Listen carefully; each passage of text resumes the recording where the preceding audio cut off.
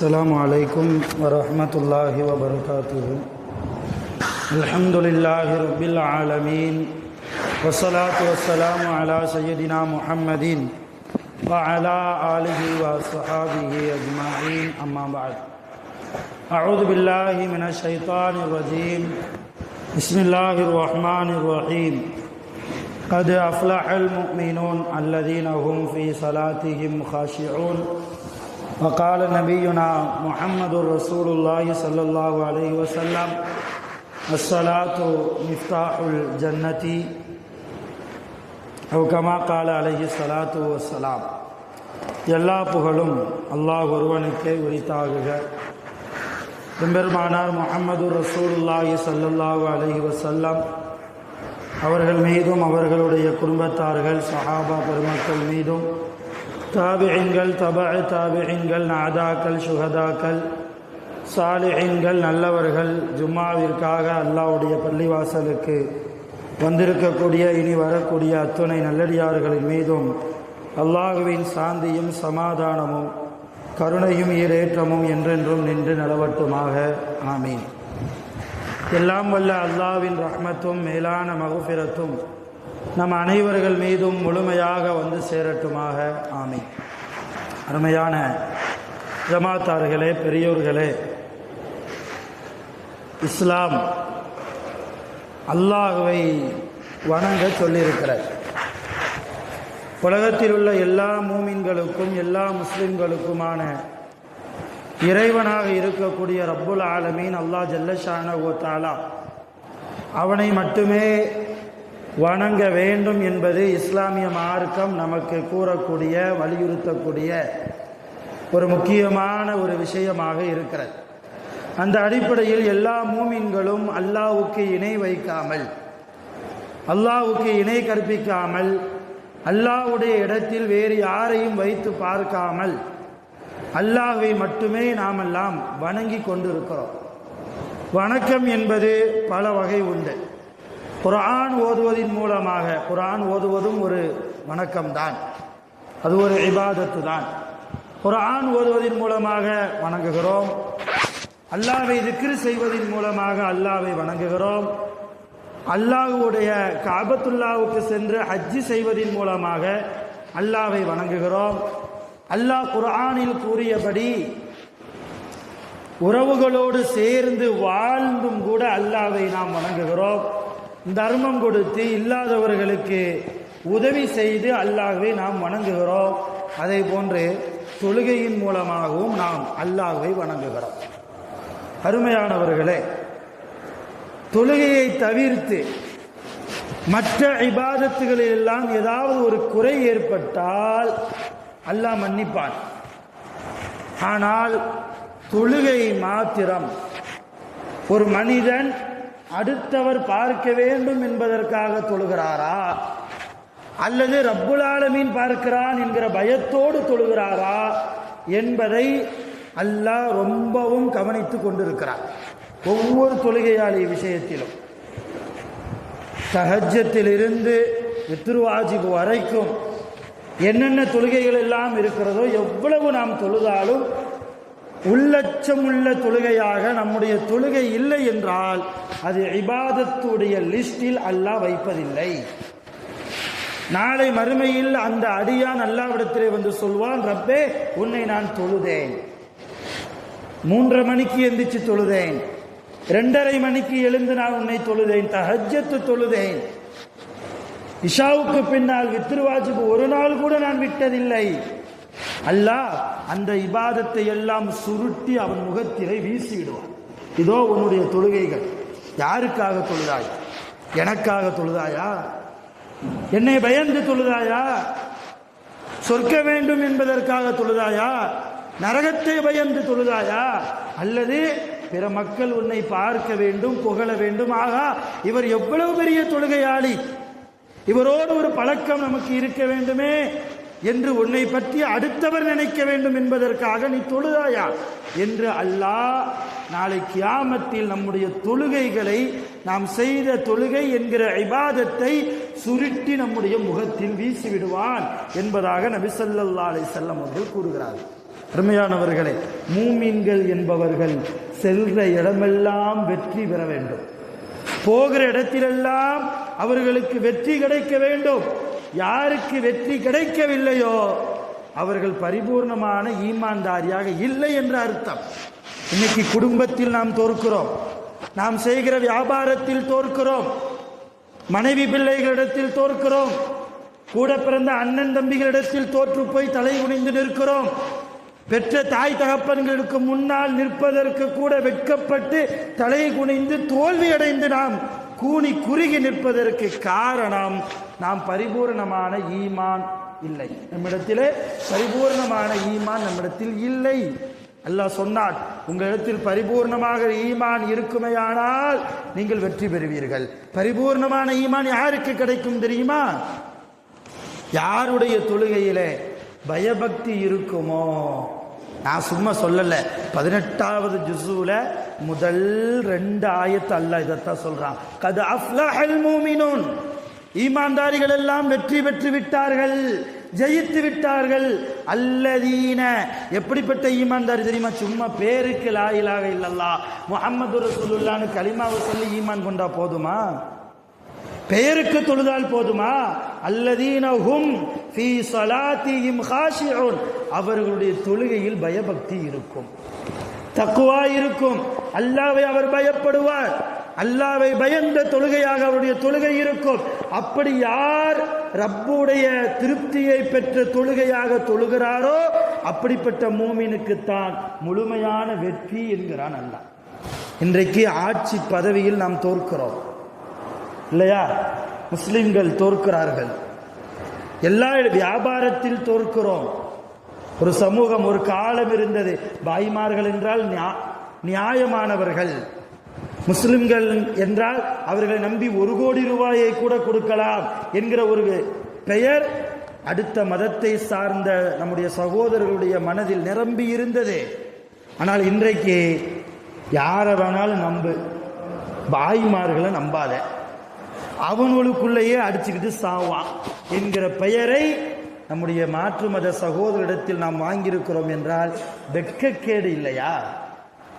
யாருக்கு கேவலம்? நமக்கா கேவலம்?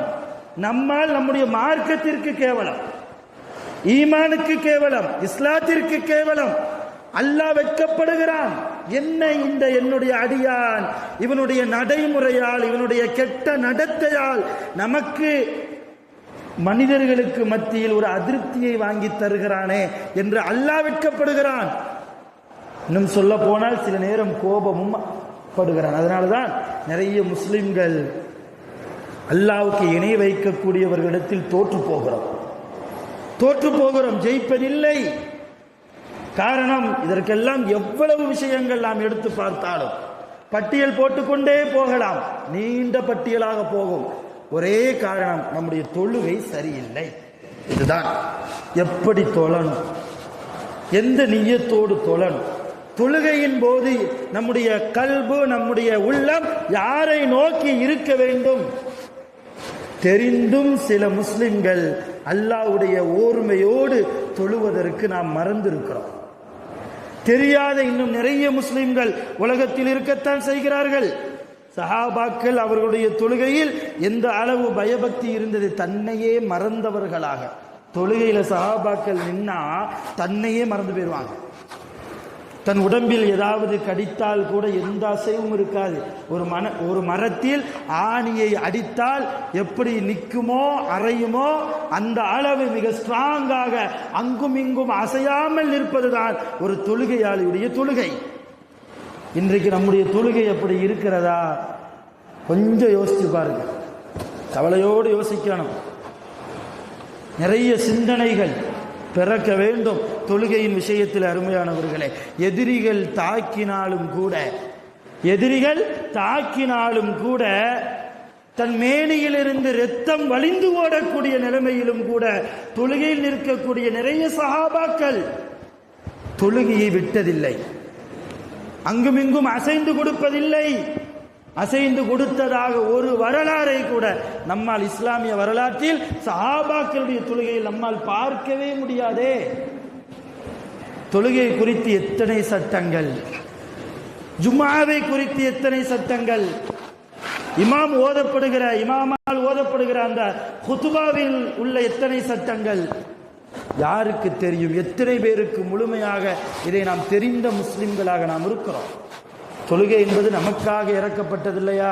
ரசூலுல்லாஹ் சந்தோஷப்பட்டார்கள். 50 நேர தொழுகையை ரப்புல் ஆலமீன் மேராஜிலே நபி ஸல்லல்லாஹு அலைஹி வஸல்லம் அவர்களுக்கு கொடுத்த போது சந்தோஷத்தோடு என் உம்மத் கண்டிப்பாக தொழுவார்கள், தக்வாவோடு தொழுவார்கள், இறை அச்சத்தோடு தொழுவார்கள் என்கிற கர்வத்தோடு நபி ஸல்லல்லாஹு அலைஹி வஸல்லம் அவர்கள் வந்தார்களே. அது 50 அஞ்சாக்கப்பட்டுச்சு, அது வேற கான்செப்ட். ஆனால் அந்த 5ஐ கூட முழுமையாக தொழாத முஸ்லிம்கள், தொழுகிற முஸ்லிம்களிடத்திலும் முழுமையான தக்குவா இல்லை என்பதுதான் உண்மையிலேயே கவலை குறித்தான ஒரு விஷயமாக இருக்கிறது. நான் நிறைய சொல்வதுண்டு, எவ்வளவு தொழுகிறோம் என்பது முக்கியமே இல்லை, எவ்வளவு தொழுகிறோம் என்பது முக்கியமே இல்லை. இரவு முழுக்க நின்று வணங்கினாலும் அந்த தொழுகையில் தக்குவா இல்லை என்றால், அல்லாஹ்வுடைய சிந்தனை இல்லை என்றால், அல்லாஹ்வுடைய பயம் இல்லை என்றால் அந்த தொழுகை தொழுது பிரயோஜனம் இல்லை. எத்தனை ஆண்டுகள் தொழுதாலும் சரி, 2 ரக்காத்து தொழுதாலும் அல்லாஹ்வை முன்னிறுத்தி அவனுடைய பயத்தோடு தொழுகிற தொழுகை இருக்கிறதே, இதைத்தான் அல்லாஹ் விரும்புகிறார். அல்லாஹ்வுடைய ரசூலும் இதைத்தான் விரும்புகிறார். அருமையானவர்கள், நான் முதலில் சொன்னது போல எதிரிகள் தாக்கினாலும் கூட, இரத்தம் முதுகிலிருந்து கசிந்து ஓடக்கூடிய நிலைமையிலும் தன் தொழுகையை விடாத சஹாபாக்கள் ஹதீஸிலே பார்க்கிறோம். ஜாபிர் இப்னு அப்துல்லா என்று ஒரு சஹாபி அறிவிக்கிறார்கள். இந்த ஹதீஸ் அபூ தாவூதிலே பதிவு செய்யப்பட்டிருக்கிறது. ராத்துர் ரிகா என்று ஒரு போர் நடந்தது. அந்த போரை முடித்து விட்டு நபி ஸல்லல்லாஹு அலைஹி வஸல்லம் அவர்களோடு சஹாபாக்கள் வந்து கொண்டிருந்த போது, இரவு நேரம் வந்ததும் ஒரு இடத்திலே நபி ஸல்லல்லாஹு அலைஹி வஸல்லம் அவர்கள் தங்குவதற்கு முயற்சி செய்தார்கள்.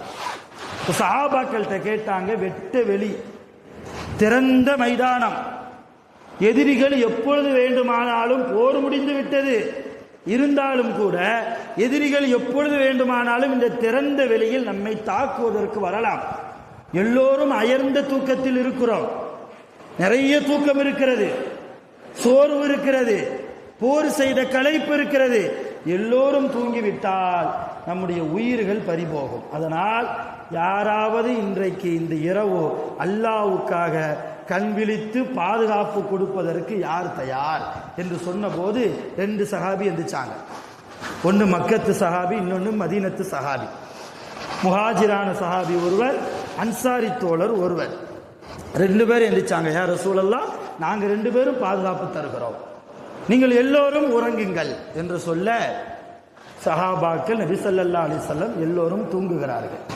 இந்த 2 சஹாபாக்களும் ஒரு மஷவரா செய்கிறாங்க. 2 பேரும் கண் முழிச்சு பார்க்கறது வேஸ்ட்டு, கொஞ்ச நேரம் நான் தூங்குறேன், நீங்கள் என்ன செய்யுங்க, காவலுக்கு நில்லுங்கள், உங்களுக்கு தூக்கம் வருகிற போது என்னை எழுப்பி விடுங்கள், நான் காவலுக்கு நிற்கிறேன், அந்த நேரத்தில் நீங்கள் தொழுது கொள்ளுங்கள் என்று சொல்ல, அப்படி ஒரு மஷோரா செய்யப்பட்ட போது இப்போ மக்கத்து சஹாபி என்ன செய்கிறார், முஹாஜிரான் அந்த சஹாபி அவர் தூங்கி விடுகிறார். அன்சாரி தோழர் காவல் காக்கிறார். அப்பொழுது அந்த அன்சாரி தோழர் நினைக்கிறார், சும்மா தானே நிற்கிறோம், எதிரிகளுடைய பார்வைக்கு யாராவது ஒருவர் நின்றால் கூட எதிரிகள் தாக்க மாட்டார்கள், அதனால நம்ம சும்மா நிற்கிறதுக்கு ஒரு 2 ரக்காத்து தொழலாமே என்று அவருக்கு எண்ணம் வருகிறது. உடனே தோல் பையில் இருந்த தண்ணீரை எடுத்து நல்ல முறையில் ஒழுவு செய்து ஒரு நல்ல சுத்தமான ஆடையை அங்கே முசல்லாவாக விரித்து அவர் தொழுகிறார். அவர் தொழுது கொண்டிருந்த போதே, அவர் தக்பீர் கட்டி சனா ஓதி அல்ஹம்து சூரா ஓதி கொண்டிருக்கிற போதே அவருடைய முதுகில் அம்பு பாய்கிறது, எதிரியினுடைய அம்பு பாய்கிறது. அவர் தொழுகையில் அசையவே இல்லை, அப்படியே நிற்கிறார், அப்படியே நிற்கிறார். பக்கத்தில் படுத்து கொண்டிருக்கிற அந்த மக்கத்து சஹாபி இருக்கிறார் இல்லையா, அவருடைய கையில் இந்த மதீனத்து தோழருடைய இரத்தம் குருதி கையில் படுகிறது, அந்த அளவு இரத்தம் வலிந்து ஓடுகிறது. அவர் என்னடா கையில் ஏதோ ஈரம் படுவது போன்று இருக்கிறது என்று அவர் முழித்து பார்க்கிறார். இந்த சஹாபி தொழுது கொண்டிருக்கிறார், முதுவிலே அம்பு இருக்கிறது. முதுகிலே அம்பு இருக்கிறது. அப்படியே தொழுகிறார், ருக்குவுக்கு போகிறார், சஜிதாவுக்கு போகிறார். எந்த கண்ணீரும் வரவில்லை, எந்த அசைவும் இல்லை. மற்ற நேரத்தில் நல்ல முறையில் இருக்கிற போது, உடல் ஆரோக்கியத்தோடு இருக்கிற போது அவர் எப்படி தொழுவாரோ அதைவிட அதிகமாக பயபக்தியோடு தொழுது கொண்டிருந்தார் அந்த அன்சாரி தோழர். இதை பார்த்து ஆச்சரியப்பட்டு போனார். உடனே சஹாபாக்களை எழுப்பினார், நபி ஸல்லல்லாஹு அலைஹி வஸல்லம் அவர்களை எழுப்பினார். ரசூலுல்லாஹ் சொன்னாங்க, அவரை எந்த டிஸ்டர்பும் பண்ணாதன்னா, அவர் எந்த டிஸ்டர்பும் பண்ணார், அவர் தொழுது முடிக்கட்டும் என்றார்கள் நபி ஸல்லல்லாஹு அலைஹி வஸல்லம். தொழுது முடித்ததற்கு பின்னால் அஸ்ஸலாமு அலைக்கும் வரஹ்மத்துல்லாஹ், அஸ்ஸலாமு அலைக்கும் வரஹ்மத்துல்லாஹ் என்று 2 சலாம் கொடுத்ததற்கு பின்னால் அவர் மயக்கம் போட்டு விழுந்தார். அதே இடத்தில் வஃபாத்தும் ஆனார்.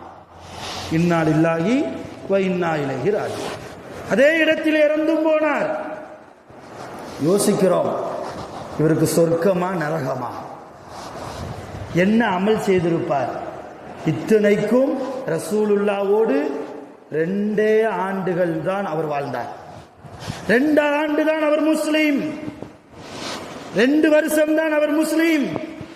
ஈமானுடைய பாக்கியம் 2 ஆண்டுகள் தான் ஆகியிருந்தது அவருக்கு கிடைத்து. எத்தனை தொழுதிருப்பார், எத்தனை தர்மம் கொடுத்திருப்பார்? ஒன்றும் இருக்காதே. 2 வருஷத்துல எவ்வளவு தர்மம் கொடுத்துட முடியும்? 2 வருஷத்துல எவ்வளவு தொழுதர முடியும்? ஆனால் எதிரி தாக்கிய போதும் கூட, முதுகில் அம்பு பதம் பார்த்தும் கூட, தன்னுடைய உடம்பில் ஒரு துளை ஏற்பட்ட நேரத்திலும் கூட எந்த விதமான அசைவும் இல்லாமல் அந்த அன்சாரி தோழர் ரப்பினுடைய இன்பத்தில் மூழ்கி இருந்தார். அதுதான் தொழுகை, இதுதான் தொழுகை. இந்த தொழுகையை நாம் தொழுகிறோமா? இந்த தொழுகையை நாம் தொழுகிறோமா? யோசிக்கிறோம். இந்த ஹதீஸ் அபூதாவுதிலே பதிவு செய்யப்பட்டிருக்கிறது. மிக ஆதாரபூர்வமான ஹதீஸ். அருமையான பெருமக்கள், இன்னைக்கு தொழுகை அல்லாத நேரத்தில் நாம் அல்லாஹ்வை நினைக்கிறோம். ஆனால் தொழுகிற நேரத்தில் அல்லாஹ் மறந்து போகிறான் இல்லையா? தொழுகிற நேரத்தில் அல்லாஹ் மறந்து போகிறான். எல்லா சிந்தனையும் தொழுகிற நேரத்தில் தான் நமக்கு வருகிறது என்றால் எப்படிப்பட்ட தொழுகையாளியாக நாம் இருக்கிறோம்? ரசூலுல்லாஹ் சொன்னாங்க, எப்படி தொழணும் தெரியுமா? அந்த அபுதல்லாஹ கஅன்னக தராஹு, நீ அல்லாஹ்வை பார்ப்பது போன்று தொழு என்றார்கள் நபி ஸல்லல்லாஹு அலைஹி வஸல்லம். தக்பீர் கட்டி விட்டாயா? நீ அல்லாஹ்வை பார்க்கிறாய் என்ற எண்ணத்தில் தொழுக வேண்டும். ஃபஇல்லம் தகுன் தராஹு, நீ அல்லாஹ்வை பார்க்கவில்லை என்றால் ஃபஇன்னஹு யராக, அவன் உன்னை பார்த்து கொண்டிருக்கிறான். 2 சிந்தனை தான் இருக்கணும். ஒன்று, நான் அல்லாஹ்வை இப்போ பார்க்கிறேன் என்கிற சிந்தனை. அந்த சிந்தனை வரலையா, அல்லாஹ் என்னை பார்க்கிறான், தொழுகையில் அசையக்கூடாது, ஆடக்கூடாது, சொடக்கு போடக்கூடாது, ஆடைகளை சரி செய்யக்கூடாது இல்லையா, சொரியக்கூடாது, எந்த விதமான உடல் அசைவும் இருக்கக்கூடாது, அல்லாஹ் என்னை பார்க்கிற என்று ஒரு அடிமை ஒரு எஜமானனுக்கு முன்னால் எப்படி பவ்யமாக பணிவோடு தலை குனிந்து, ரப்பே என்னிடத்தில் எதுவுமே இல்லை, ரப்பே நான் பாவியாக இருக்கிறேன், இந்த தொழுகையை நீ கபூல் செய்வாயாக, இந்த தொழுகையின் பரக்கத்தால் என் குடும்பத்திற்கு நீ பரக்கத்தை தருவாயாக, என் குடும்பத்தில் உள்ள எல்லா உறுப்பினர்களையும், என்னுடைய சந்ததியினர்கள் அனைத்து நபர்களையும் தொழுகையாளியாக நீ ஆக்குவாயாக என்ற துஆவோடு நாம் நம்முடைய தொழுகையில் நிற்க வேண்டும். நிற்கிறோமா? எத்தனை ரக்காத் தொழுது என்ன பிரயோஜனம்? தராவி 20 ரக்காத் ரமலான்ல வரப்போகுது இன்ஷா அல்லாஹ் தஆலா. எந்த நியத்தில் தொழப் போகிறோம்? கடந்த ரமலானில் எப்படி நாம் தொழுகையாளியாக இருந்தோம்? இன்னும் சில பேருடைய தொழுகையை பார்த்தா, அவருடைய உடல் அமைப்பை பார்த்தா அல்லாஹ்வை பயப்படுற மாதிரி இருக்கும். அந்த அளவு கூனி குறுகி போய் பயபக்தியோடு நிற்பார். ஆனால் கல்புல ஹுஷூ இருக்காது, கல்புல அந்த பயம் என்பது இருக்காது. உடல்ல வெளிரங்கத்தில் அவ்வளவு பவ்யமாக, அவ்வளவு நீட்டா தொழுவார். தொழுத இந்த தொழுகையாளி மாதிரி தான்ப்பா தொழணும் என்று அடுத்தவர் பேசுகிற அளவுக்கு தொழுவார். ஆனால் அவருடைய உள்ளத்தை பார்க்கிற போது இத ரசூலுல்லாஹ் ஹுஷூஉன் நிஃபாக் என்றார்கள். நயவஞ்சகத்தனத்தினுடைய பயம். இந்த பயம் அல்லாஹ்வுக்கு தேவையில்லை. இந்த பயத்தால் சொர்க்கம் கிடைக்காது, நரகம்தான் கிடைக்கும். ரசூலுல்லாஹ் இந்த ஹுஷூஉன் நிஃபாக், நயவஞ்சகத்தால் கிடைக்கக்கூடிய அந்த ஹுஷூ பயம் இருக்கிறதே, இதை விட்டும் அல்லாஹ்விடத்தில் பாதுகாப்பு தேடி இருக்கிறார்கள். சஹாபாக்களிடத்தில் பாதுகாப்பு கேட்டு கொள்ளுங்கள் என்ற துஆவையும் சொல்லியும் கொடுத்திருக்கிறார்கள் நபி ஸல்லல்லாஹு அலைஹி வஸல்லம். ஹதீஸ்ல வருகிறது, அபூ தர்தா ரலியல்லாஹு தஆலா அன்ஹு அவர்கள் அறிவிக்கிறார்கள், ரசூலுல்லாஹ் சொன்னாங்க, இஸ்தஈது பில்லாஹ் மின் ஹுஷூஇன் நிஃபாகி, நயவஞ்சகத்தினுடைய பயத்திலிருந்து அல்லாஹ்விடத்தில் நீங்கள் பாதுகாப்பு தேடுங்கள். வக்கீல ரசூலுல்லாஹ்ட்ட கேட்கப்பட்டது, வமல் ஹுஷூஉன் நிஃபாக், நயவஞ்சகத்தின் பயம்னா என்ன யா ரசூலல்லாஹ்? இப்போ ரசூலுல்லாஹ் சொன்னாங்க, ஐயுரா அல் ஜஸது ஹாஷியா, அவருடைய உடம்பை பார்த்தா பயபக்தியா தொழுற மாதிரி இருக்கும். வல் கல்பு, ஆனா உள்ளத்தை பார்த்தா லைஸ பி ஹாஷியின், அவருடைய உள்ளத்துல என்ன இருக்காது? பயம் சுத்தமா இருக்காது, எந்த விதமான தக்குவாவும் இருக்காது. இன்னைக்கு தொழுகையிலேயே சொகுசை தேடுகிறோமே. இன்னைக்கு எல்லா பள்ளிவாசல்களிலும் அருமையான விரிப்பு, ஏசி, ஃபேன், லைட், எல்லா டைல்ஸு, எல்லா ஏற்பாடும். ஆனால் கற்பனை செய்து பாருங்கள், நபி ஸல்லல்லாஹு அலைஹி வஸல்லம் அவர்கள் தொழ வைத்த மஸ்ஜிதுன் நபவி எந்த டைல்ஸுகளால் கட்டப்பட்டது? எத்தனை ஏசிகள் போடப்பட்டது? எத்தனை ஃபேன்கள் இருந்தது? யோசிக்கிறோம். எந்த விரிப்புமே இல்லையே, மண்தரையில் தானே தொழுதார்கள். எத்தனை பாம்புகள் வந்திருக்கும், எத்தனை தேள்கள் வந்திருக்கும், எத்தனை விஷ ஜந்துக்கள் வந்திருக்கும், எத்தனை எறும்புகள் அவர்களை கொட்டி இருக்கும், தாக்கி இருக்கும், கடித்திருக்கும். எந்த விதமான உயிரினங்களுடைய தாக்குதல்களுக்கும் தன்னுடைய தொழுகையை விட்டு கொடுக்காதவர்கள் சஹாபாக்கள். இன்னைக்கு பள்ளிவாசலில் எல்லா விதமான பரக்கத்தையும் அல்லாஹ் நமக்கு தந்திருக்கிறான். ஆனால் வந்து நின்னா பயம் வர்றதில்லை. காரணம், நம்முடைய ஈமான் சரியில்லை. தொழுகைன்னா என்னன்னு தெரிவதில்லை. தொழுகையில் கிட்டத்தட்ட ஒரு 4-5 நாட்கள் சுபுகு பயானில் நான் சொல்லி இருக்கிறேன், தொழுகையை எப்படி தொழ வேண்டும், எப்படி நிற்பது, எப்படி ருக்கு செய்வது, எப்படி சஜிதா செய்வது, எங்கே பார்வையை பார்ப்பது, என்ன ஓதுவது, எப்படி ஓதுவது, எல்லாவற்றையும் தெரிந்து ஒரு மனிதன் தொழ வேண்டும். அன்பர்களே, தொழ வேண்டும்.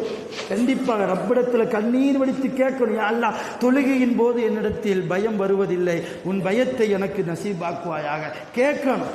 அவன்கிட்ட கேட்காம உலகத்தில் வாழ்கிற போது கேட்காமல் கபருக்கு போனதற்கு பின்னாலா கேட்க முடியும்? இன்னும் சில முஸ்லிம்கள் வியாபாரத்திற்காக தொழுகையை விடுகிறோம், குடும்பத்தில் நல்ல விஷயம் நடக்கிறது என்பதற்காக தொழுகையை விடுகிறோம்.